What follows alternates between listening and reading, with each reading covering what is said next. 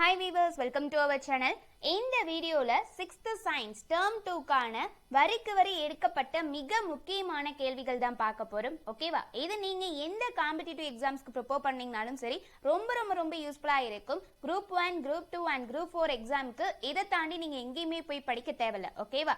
அதே போல சயின்ஸ் எந்தெந்த எக்ஸாம்ஸ்க்குலாம் வந்துட்டு வாண்டடா இருக்கோ அது எல்லாத்துக்குமே நீங்க இந்த வீடியோஸை பார்த்தீங்கனாலே போதும். இதை தாண்டி எங்கேயுமே கேட்க போறது இல்ல. ஓகேவா? இந்த 6th science term 2ல புக்ல இருக்கக்கூடிய பாக்ஸ் கண்டென்ட் எல்லாமே ஃபுல்லா நம்ம கவர் பண்ணியாச்சு. சோ வீடியோவை எண்ட் வரைக்கும் ஸ்கிப் பண்ணாத பாருங்க. அதே மாதிரி நம்ம சேனல் இது வரைக்கும் சப்ஸ்கிரைப் பண்ணாத பார்த்துக்கிட்டு இருக்கீங்க அப்படின்னாலும் மறக்காம சப்ஸ்கிரைப் பண்ணி வச்சுக்கோங்க.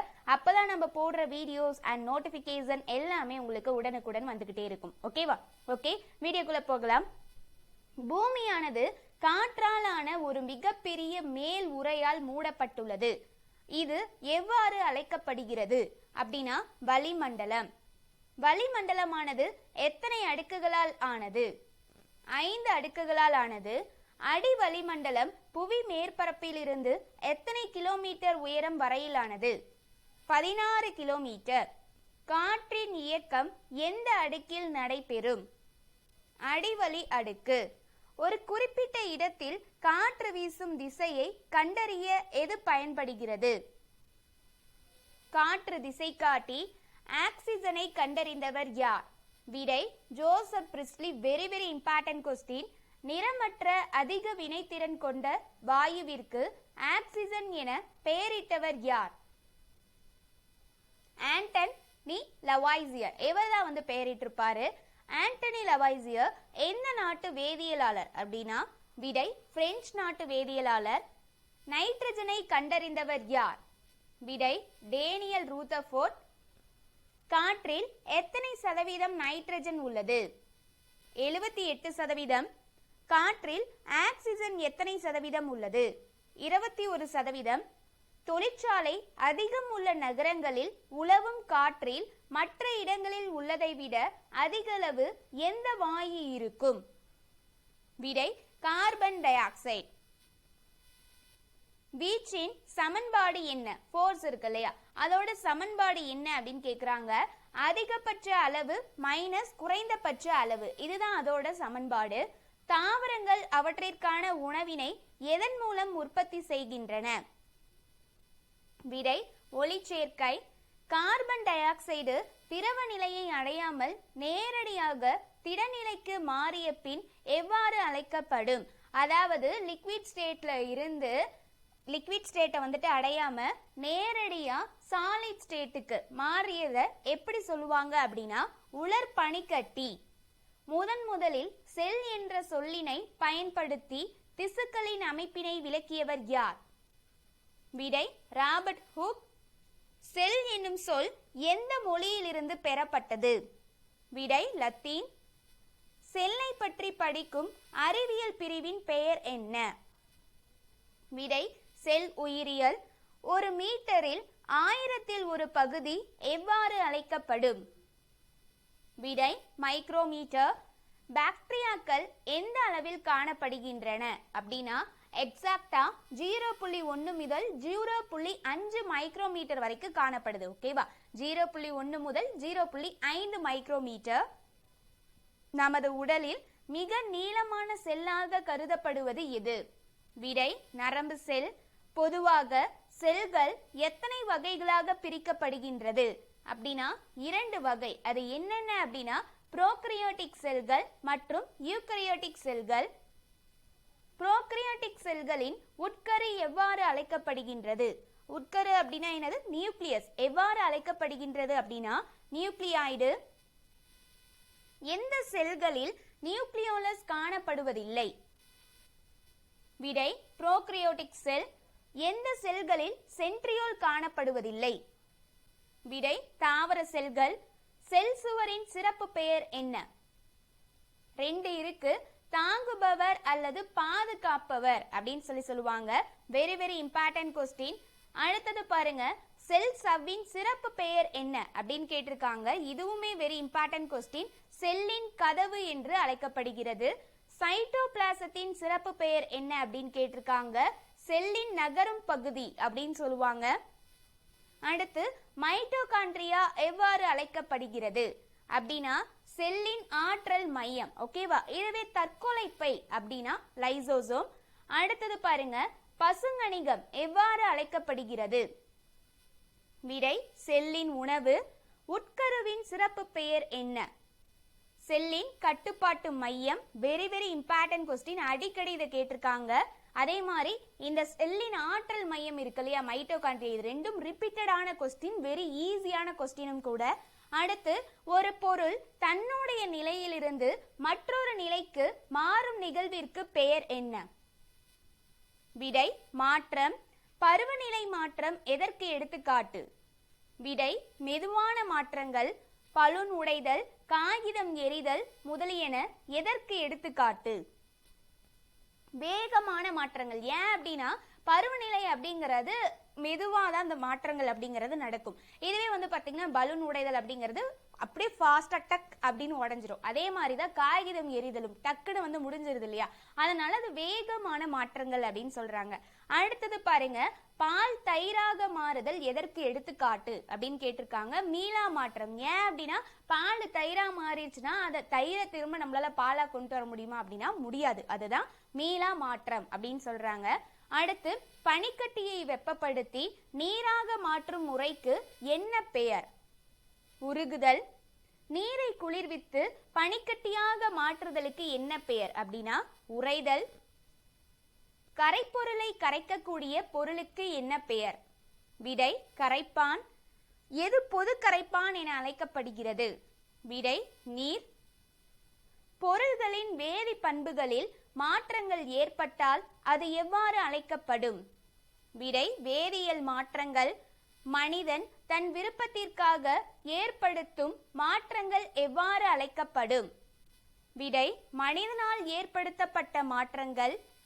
அடிப்படை திசுக்களால் ஆன ஒன்றிணைந்த உறுப்புகளின் கூட்டமைப்பால் உருவானது எது? விடை உறுப்பு மண்டலம். நமது உடலில் எத்தனை உறுப்பு மண்டலங்கள் உள்ளன? விடை 8 உறுப்பு மண்டலங்கள். Very very important question. மனிதனின் எலும்பு மண்டலம் எத்தனை எலும்புகளை உடையது? 206. நமது முகத்திலேயே எந்த எலும்பு மிக பெரியது மற்றும் உறுதியானது? விடை கீழ்த்தாடை எலும்பு. வெரி வெரி இம்பார்ட்டன்ட் கொஸ்டின், அடிக்கடி இந்த கொஸ்டின் எக்ஸாம்ல கேட்டிருக்காங்க. ஓகேவா?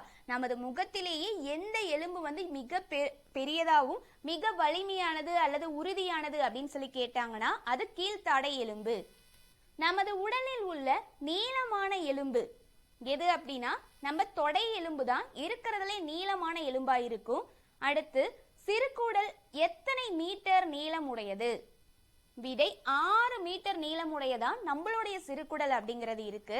அடுத்து, இதயம் இரு சுவர்களை கொண்ட எந்த உறையினால் சூழப்பட்டுள்ளது?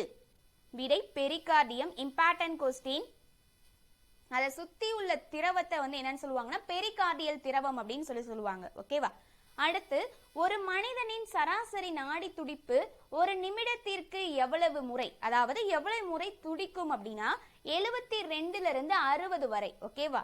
அடுத்து, இதயத்தில் இருந்து உடலின் அனைத்து பகுதிகளுக்கும் குருதியை எடுத்து செல்ல பயன்படுவது எது?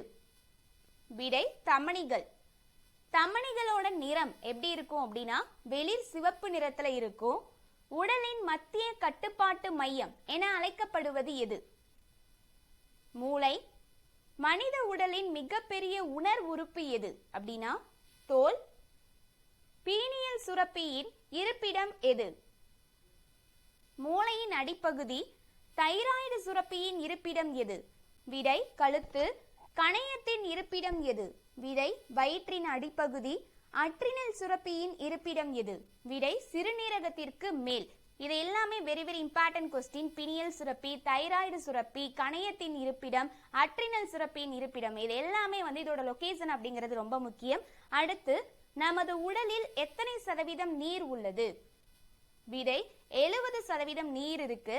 நாம் ஒரு நாளைக்கு எவ்வளவு நீர் அருந்துகிறோம் அப்படின்னா 1.5 இருந்து 3.5 லிட்டர் வரைக்கும், 1.5 லிட்டர்ல இருந்து 3.5 லிட்டர் வரைக்கும் அருந்துறதா வந்து சொல்லியிருக்காங்க. அடுத்து, மின்சாரத்தை உருவாக்கும் மூலங்கள் எவ்வாறு அழைக்கப்படும்? விடை மின்மூலங்கள். தமிழ்நாட்டில் காற்றாலை அமைந்துள்ள இடம் எங்கெங்க இருக்கு அப்படின்னா கன்னியாகுமரி மாவட்டத்துல ஆரல்வாய் மொழி அந்த இடத்துல இருக்கு.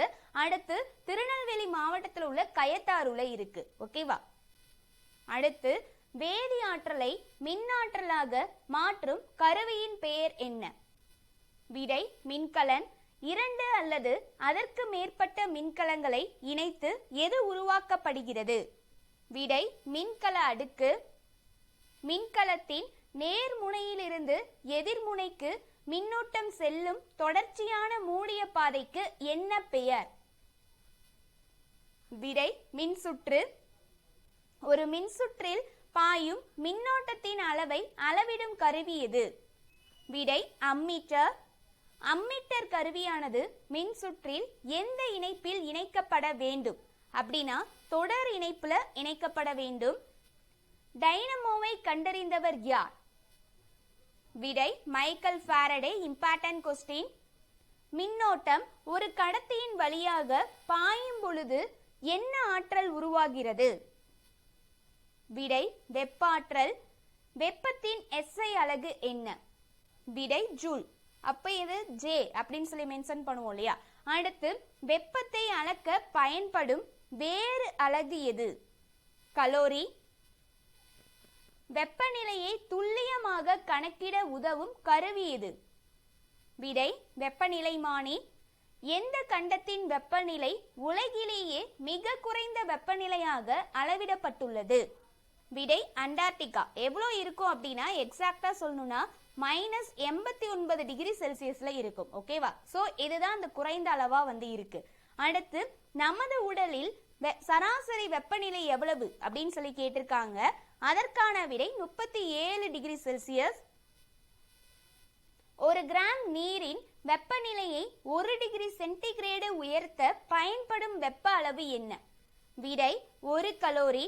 ஒரு பொருளை வெப்பப்படுத்தும் போது அது விரிவடைவது எவ்வாறு அழைக்கப்படுகிறது? விடை வெப்ப விரிவடைதல். வெப்பம் அதிகமாக உள்ள பொழுது உலோகங்கள் என்னவாகும் அப்படின்னா விரிவடையும். ஓகே கைஸ், இந்த வீடியோல ஒரு 12 மினிட்ஸ் தான் நம்மளுக்கு ஆயிருக்கு. அதுக்குள்ள நம்ம 6th சயின்ஸ் டேர்ம் 2 ஃபுல்லா கம்ப்ளீட் பண்ணியாச்சு. இதை தாண்டி நீங்க எங்கேயும் போய் படிக்க தேவையில்ல. சரிங்களா? ஏன் அப்படின்னா இதுல எல்லாமே முக்கியமா எதெல்லாம் எக்ஸாம் பாயிண்ட்ல இருக்குமோ அதை எல்லாத்தையுமே கேட்டாச்சு. நம்ம புக் ஃபுல்லா ஒவ்வொன்றா லைன் பை லைனா படிக்க தேவை கிடையாது. ஓகேவா? இதுல எல்லாமே எப்படிலாம் கொஸ்டின் கேட்பாங்களோ பாக்ஸ் கண்டென்ட்ல இருந்து புக் பேக்ல இருந்து எல்லாமே நம்ம எடுத்துட்டு கொடுத்தாச்சு. இதை தாண்டி எங்கேயுமே நீங்க போய் படிக்க தேவையில்ல. ஓகேவா? அதே மாதிரி 6th சயின்ஸ் ஃபர்ஸ்ட் டேர்முக்குமே வீடியோஸ் போட்டிருப்போம். ஓகேவா? அந்த வீடியோக்கான லிங்க் நான் டிஸ்கிரிப்ஷன்ல கொடுக்குறேன். அதே போல 6th சோசியல் சயின்ஸ்லயுமே ஃபர்ஸ்ட் டேர்முக்கான கொஸ்டின்ஸ் வீடியோஸ் போட்டிருப்போம். அதுக்கான லிங்க் நான் டிஸ்கிரிப்ஷன்ல கொடுக்குறேன். பார்க்காத இருக்கவங்க பாருங்க. அதே போல தமிழுக்குமே நியூ அண்ட் ஓல்டு புக்ல இயல் வைஸா லைன் பை லைன் கொஸ்டின்ஸ்க்கான வீடியோஸ் போய்கிட்டு இருக்கு. அதுக்கான பிளேலிஸ்ட் லிங்க் நான் டிஸ்கிரிப்ஷன்ல கொடுத்துறேன். பார்க்காத இருக்கவங்க பாருங்க. அதே போல ஆல் காம்படிட்டிவ் எக்ஸாம்ஸ்க்கு ரிலேட்டடான மேக்ஸ்க்கான ஷார்ட்கட்ஸ் வீடியோஸ் போய்கிட்டு இருக்கு. அதுக்கான லிங்க் நான் டிஸ்கிரிப்ஷன்ல கொடுக்குறேன். ஓகேவா? சோ பார்க்காத இருக்கவங்க பாத்துக்கோங்க. இப்பதான் நம்ம சேனலை நியூவா பாக்குறீங்க அப்படின்னாலும் சப்ஸ்கிரைப் பண்ணி வச்சுக்கோங்க. இந்த வீடியோ பிடிச்சிருந்து அப்படின்னா லைக் பண்ணுங்க, உங்க ஃப்ரெண்ட்ஸ்க்கு ஷேர் பண்ணுங்க. தேங்க்யூ.